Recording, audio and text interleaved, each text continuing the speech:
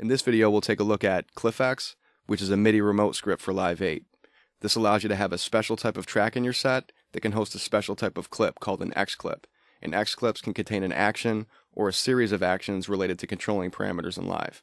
Now, I realize that sounds a bit abstract, so that's the point of this video. Hopefully seeing it will make it a bit more understandable. All right, I do want to mention, though, that ClyphX does come with complete documentation along with an example set, so please make sure to refer to that when you download. In order to use ClyphX, you need to have it selected as a control surface, and the included documentation covers how to do that. Once it's selected, you'll be able to use the functionality with any live set that you load. So here I've just got the default live set loaded, and to get started I can either drag in a saved ClyphX track or create a new one. To do that, I'll just insert a blank MIDI track and then rename it, either ClyphX or CX dot. Alright, and that'll create the track. Now I can either drag in some saved X clips or create new ones. To do that, just double click a clip slot to insert a blank MIDI clip and then give it the name of the action you want it to perform. In this case, I want it to toggle the metronome, so I'm going to call it metro. And now let's take a look. Alright, so as you can see, it's changing the metronome state as soon as I click on the clip. But one of the benefits of using clips in this way is that they could be quantized using either launch quantization or global quantization. So to give you an example, I'll set this to 1 bar, and now the action will be quantized. Most of the actions have several variations, so you have options in terms of how you want to control things. To give an example, this action right now will toggle the metronome state. We can also explicitly turn it on or off by adding the word on to turn it on, or off to turn it off. Alright, to give another example of that, I can use this action to set the tempo to 100 BPM, and then I can use some variations to increase by 1 BPM or decrease by 1 BPM. X-clips can perform a single action like we've seen so far, and they can also perform a series or list of actions. Alright, so to show you how that works, after the first action name, use a semicolon, and then list the next action. So here we'll turn overdub off, and then here we'll turn overdub on. Alright, so let's try that. Alright, you can also expand upon this. Here I'll set record quantization to 16th notes, and then here I'll turn it off. Alright, you can see the track header actually updates to show you the record quantization value when it changes. So far we've looked at some of the global actions. Now we'll take a look at some of the track actions. Alright, and with all of these you need to specify which track you want to operate on. So here we're going to operate on track 1 and return B.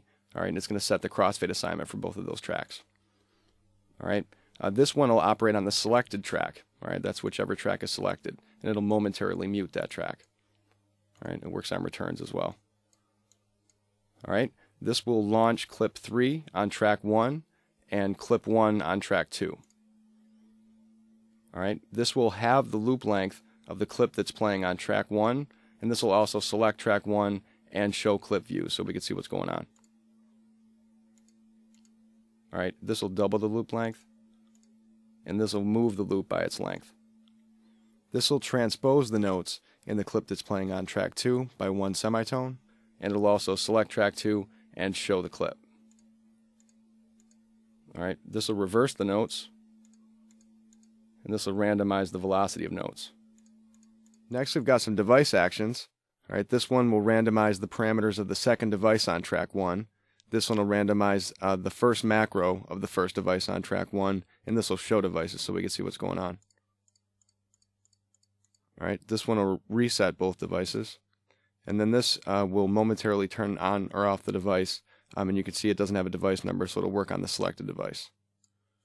Alright, I could select another device here. Alright, and the last action I want to show you is the snapshot action. And what this will do is it'll take a snapshot of the mixer parameters and the first device of whichever track you specify. Alright, so I'm using track 1 here. And also what this is, in brackets, is an identifier. Alright, you can use these in any one of your X-clips. And it just helps identify what the X-clip does. Alright, so this will take a snapshot of the current parameters. So let me set these up. Alright, and now I'll take the snapshot. And now I can reset all these parameters or change them around, do whatever I want, and now whenever I want, I can recall the snapshot. Alright. You can control these clips in the same way you can control any other clip.